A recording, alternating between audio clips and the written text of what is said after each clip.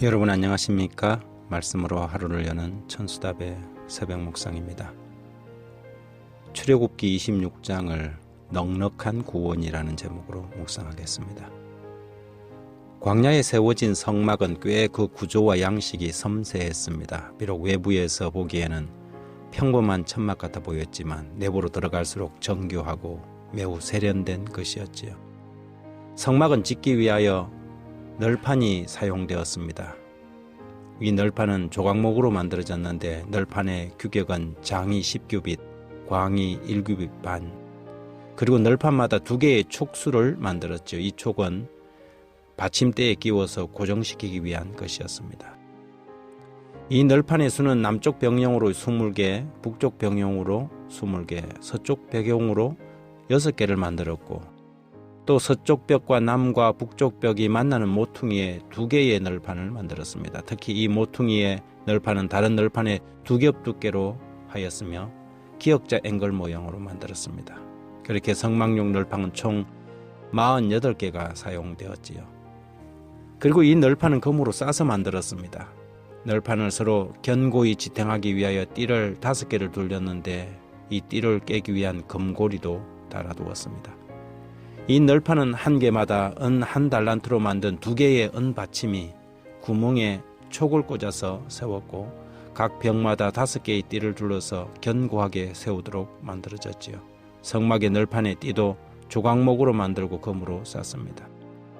성막 널판의 은 받침은 널판 한 개에 2개씩 만들었으므로 총 96개가 사용되었습니다. 어떻게 보면 매우 견고한 기초를 가지고 있는 것이지요.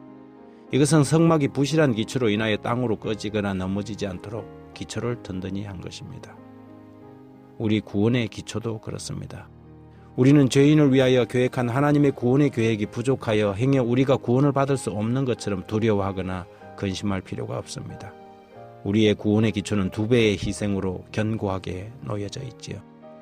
20살이 되는 모든 이스라엘 남자들은 성전을 위하여 백하라는 반세겔의 속전을 지불하도록 명해졌습니다. 이것은 은으로 지불되었는데 이 은이 바로 성소의 기초를 이루는 받침으로 사용된 것이지요.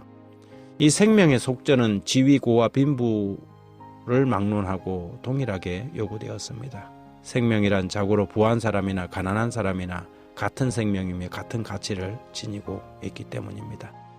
부자라고 더 내지도 가난하다고 덜 내지도 않았습니다. 그들 모두를 위하여 하나님이 지불하신 생명은 동일하였습니다. 다만 저들은 속전을 반세겔 내면 되었지요.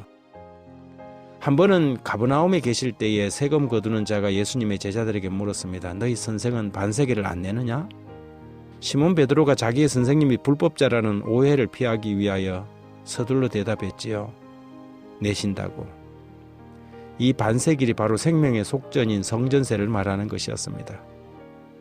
마태복음 17장 25절에 가로되 내신다 하고 집에 들어가니 예수께서 먼저 가라사대 시몬아 내 생각은 어떠뇨? 세상 임금들이 네게 관세와 정세를 받느냐? 자기 아들에게냐 타인에게냐?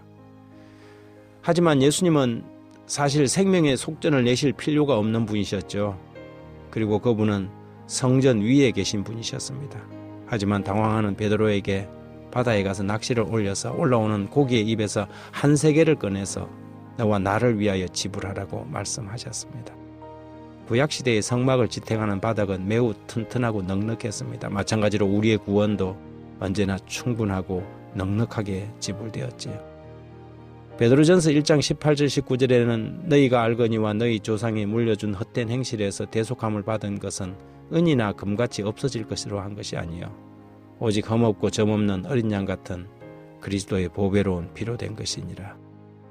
우리의 구원을 위하여 2배의 기초를 놓으시고 말씀하십니다. 믿음을 가지고 그분 자신이신 그 반석 위에 뛰어내리라고 말입니다.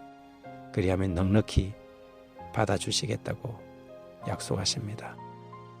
하나님 아버지, 아들이 아버지를 믿고 그 아버지의 품에 안기듯 두려움 없이 주를 섬겨 일하게 하십시오. 구원의 기초가 되시는 주님을 온전히 신뢰하는, 그리하여 그리스도 안에서 참 평강을 누리는 그런 사람 되게 해 주십시오. 예수님 이름으로 기도드립니다.